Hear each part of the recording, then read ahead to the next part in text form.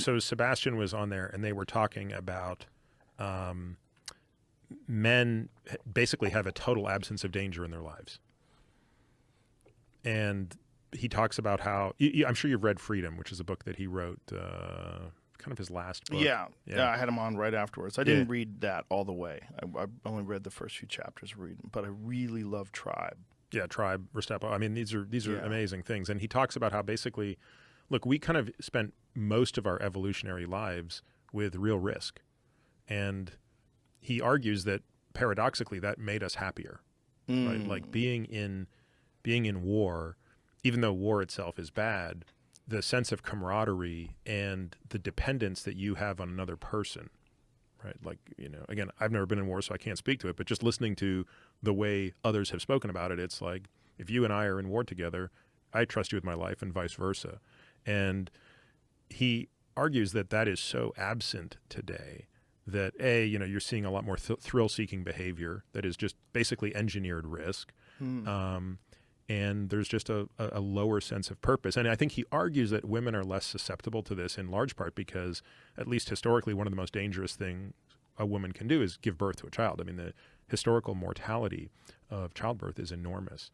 And therefore, they're probably, again, these are broad generalizations, but certainly the statistics don't lie, which is that men are disproportionately subjected to these types of deaths. It's interesting what causes people to experience despair because Jordan Peterson sent me a statistic yesterday. Here, I'll send it to you, Jamie, because it's really kind of disturbing. It's essentially saying that 30 women that hit the age of 30, that 50% of them now have no children, and 50% of them will never have children, and that 90% of them are going to regret it, which is really horrible. Like, if you really stop and think about that, 90% of them regretting it. Here, I'll send this to you. The epidemic, okay, no, unfortunately, it's a video. I'm not going to watch it. It's like an hour and 18 minutes. But that statistic alone, that 90% of them are going to regret not having children. There's a series of biological switches that go off in a person's life. Becoming an adult, being on your own, becoming self-sufficient, finding an occupation, finding groups of friends and community, and having a family. There's a thing that people, they do, and they become a different thing because of that. You become a different person when you become a mother or a father. You do. Something happens. You reach like another stage of life. It's a different chapter. And for people that never reach that stage, for men, and I've talked about this many times, it's like very depressing.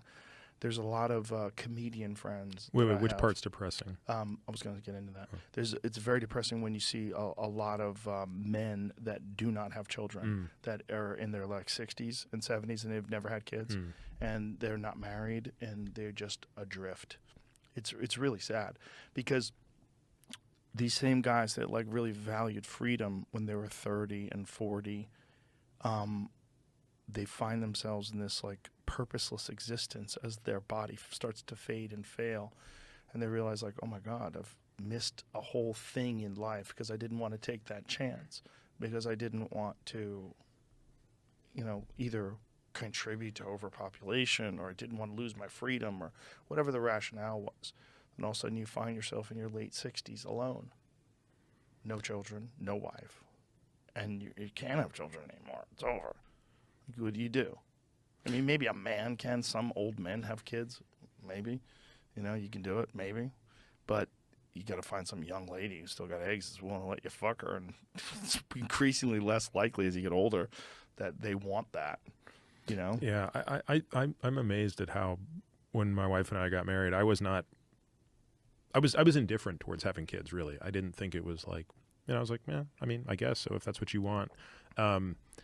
And of course I feel the same way you do, which is like, most important thing I've ever done, greatest source of pleasure is actually kids, but not without pain, right? I mean, it's really hard, as you know, to raise kids. And I a friend of mine gave me the greatest piece of advice recently, which was something his wife does. Now, we have 2 boys, right? So we have this experience where and they're feral, right? Like they're full on out of control, much more difficult than our daughter was.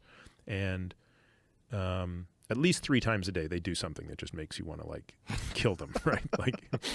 And my friend was like, anytime you're getting frustrated with them, just close your eyes and imagine you are 80 years old and you have a time machine that is bringing you right back to this moment, and this is the only moment you will get with them again when they're young. Wow, that's great. It's awesome. I mean, it's incredible advice. That's very good advice. Very good advice. And it totally changes everything, and you're like, oh yeah, I'll take this all day long. Like, you know, it was one of the big shifts with me. It wasn't just, it changed who I am as a person. It changed